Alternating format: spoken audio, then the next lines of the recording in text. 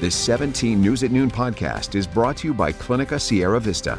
Welcome back to 17 News at Noon podcast, where we share your news on your schedule. Good afternoon, and thanks for joining us for 17 News at Noon. I'm Nicole Gitsky. Scorching temperatures and an exceptional drought across Kern County, there is a higher risk of fires burning out of control. CAL FIRE is asking you to create a defensible space around your home by clearing out dry brush, plants, and leaves. This will form a fire break, so if a wildfire does come your way, your home will be protected. And 3 families are having to pick up the pieces after their apartment building burst into flames. According to Bakersfield Fire, the fire started just after 9 this morning at an apartment complex on Tierra Verde Street near Garces Memorial High School. Fire crews say the fire started for unknown reasons at one unit and ended up spreading to 3 other units. BFD says at least 2 animals were injured and received treatment from City Animal Control. Luckily, no people were hurt. Red Cross has been called in to help displace those families. Now to a signature issue we follow here at TV 17, pedestrian safety. A man is dead after being hit by a car overnight.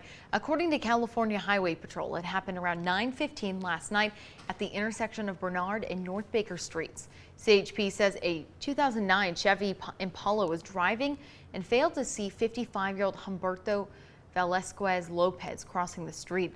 Lopez was taken to the hospital where he later died. CHP says the driver is cooperating with the investigation. This is the 20th pedestrian killed in crashes in Kern County this year. Our local chapter of Mothers Against Drunk Driving is honoring those who do their part in stopping DUI crimes. Driving under the influence continues to be a key issue here in Kern County. According to the Kern County District Attorney's Office, our community sees at least 4,000 DUI arrests made each year. That's more than 11 DUI arrests per day. Now, MAD is holding an award ceremony to honor our local law enforcement officers, prosecutors, and other community members who keep drunk drivers off the streets. That's happening tomorrow at 10 a.m. on MAD California's Facebook and YouTube pages. All right, time now at 12:06, and now to the latest on the coronavirus pandemic. More research suggests that many people who had mild COVID-19 symptoms still experience symptoms several months later. Norwegian scientists looked at 312 patients who tested positive during the country's first wave of the pandemic. Among those, 65 were hospitalized. However, 61% of all of the patients experienced persistent symptoms 6 months after their initial infection. But more than half of young adults aged 16 through 30 who had mild COVID-19 symptoms and had isolated at home suffered from long-term symptoms. This included loss of taste and smell, fatigue, trouble with breathing, impaired cognition, and memory problems. Well, one of the ways to help curb the spread of the virus is to get vaccinated, and there are plenty of opportunities to get the shot. Bakersfield College is holding a pop-up vaccination clinic today at the Kern County NOR Veterans Hall. The clinic is happening from right now until 3 p.m. at the Veterans Hall on Norris Road. Doses of the Moderna and Pfizer vaccines will be administered, although BC said it has a limited quantity of the 60 Pfizer vaccines. The clinic accepts walk-ups and appointments. To make an appointment, just visit myturn.ca.gov. And we here at KGET are partnering up once again with Bakersfield College and the United Against COVID-19 Coalition to get more Kern County residents vaccinated. Our pop-up vaccine clinic is happening tomorrow from 11 a.m. to 6 p.m. at Compassion Corner.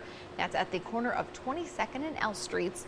Anyone who gets vaccinated will receive a food box and snow cones while supplies last. And if you need a little motivation to get the shot, listen to this offer from Walgreens. The company is offering $25 in Walgreens cash rewards for those who get vaccinated against COVID-19 in their pharmacies. Walgreens says the rewards will be immediately available after you receive your vaccine, as long as you have a My Walgreens account. And if you don't have an account, you can opt to receive a $25 Walgreens gift card after vaccination. Clinica Sierra Vista is now offering rapid COVID-19 testing and COVID-19 vaccinations. Call 833-278-4584 to make your appointment. But don't delay. Clinica Sierra Vista, putting patients first. And taking a look around town, if you're traveling through downtown, you may notice I Street is finally back open. The city has reopened the street to traffic after it closed it down back in September. to allow restaurants to offer outdoor dining during the coronavirus pandemic. The closure stretched along I Street between 18th and 20th Streets. The city says since indoor dining is back open, the tents and other temporary structures have been removed, along with the barricades installed by the city. Summer is officially underway and many families are hitting the pool. But a recent report suggests the number of children at risk for drowning has increased significantly over the past year as the pandemic put many swim lessons on hold. Drowning is the leading cause of accidental death for kids between age 1 and 4. There are ways to keep the kiddos safe.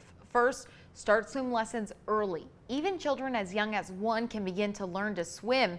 But remember, swim lessons are not substitute for the second factor, and that's supervision. It's essential to have one person solely focused on supervising children in the water. Number 3, it's critical to prevent access to pools. About 70% of kids under the age of 5 who drowned were not expected to be in or around the pool when it happened. Install self-latching gates and empty out kiddie pools and buckets when they're not in use. Finally, number 4. Learn CPR. And this is such an important reminder with the weather heating up. People are going to be around the pool. It's just so essential to keep everyone safe. Millions of Americans are calling it quits. Now, stunning new government data shows that a record number of people are voluntarily quitting their jobs. That's leaving many workplaces seriously understaffed. Experts are calling it the Great Resignation, a massive exit affecting nearly every major American industry. The pandemic fundamentally changing how many view their jobs. And with literally millions of opportunities out there, workers are in the driver's seat. And as NBC's Sam Brock found out, it's forcing some to get creative when it comes to retaining employees. Help wanted is becoming an urgent plea almost everywhere. A growing number of workers are seeking better hours, higher pay, and safer environments, with some hourly wages barely breaking double digits. $10 or $11 is a joke. Kevin Tamayo is a 26-year-old restaurant server in a new job for 6 months. He makes just enough to get by, but not enough to afford a car, and says the pandemic changed his perspective. Being inside all day can also, take a toll on you, but it kind of opened my eyes to the fact that I was being severely exploited and, I was definitely underappreciated. The latest data shows nearly 4 million Americans abandoned their jobs in April. That's the most since the government started tracking the stat 20 years ago. Industry suffering some of the highest losses. Leisure and hospitality with more than 740,000 workers, accommodation and food services with more than 680,000, and retail with nearly 650,000. It's likely a combination of factors driving folks to quit, but near the top of the list, a competitive hiring market and fatigue. Our employees were telling us they're burnt out. They can't keep working 6-7 days a week. We sat down with them and said, what can we do more? Part of the solution at Sergio's here in Miami, robots, not meant to replace the wait staff, but minimize their exhausting grind. Owner Carlos Gazatua is also offering full benefits, including 401ks, though hiring is still a challenge. We increased rates in pay. We have 401ks. We have health care plans, but yet people were just not applying to the point where volume started to pick up, but we still had the same labor force. Big retailers like Amazon, Costco, and Target are trying to lure workers with $15 wages to start. Office workers get some perks too. The popular dating app Bumble closing its offices this entire week to give its staff a break. While the crowdfunding platform Kickstarter says it's gearing up to test a 4-day work week sometime next year. So I don't see it as a binary, you can either have productivity or you can have wellness. The concept is how do you set those things in motion with each other in a way that actually brings more value in all parts of your life. Do you feel like workers at Kickstarter are burned out right now? I think that everybody around the world, doesn't matter how you're working, where you're working, whether that's at home, whether that's in an office, are feeling it. Now, what kind of impact is this having on us, the consumer? Well, it could mean higher prices. Chipotle, for example, recently increased some food prices to offer its employees better salaries. Finally, at noon, a New Hampshire restaurant is thanking the mystery man who recently left thousands of dollars in tip money. It was business as usual when a customer sat by himself at the outdoor bar. The unassuming patron ordered a couple of hot dogs, some fried pickles and cocktails, but when it came time to pay, things took a turn. The tab was just over $37 and the tip $16,000. Now the staff shares all their tips, so all 8 servers will divvy up the cash and share it with the cooks as well. And for that tipper, he wants to remain anonymous. How nice is that? All right, that's it for us here at 17 News at Noon. We'll see you back here at 5.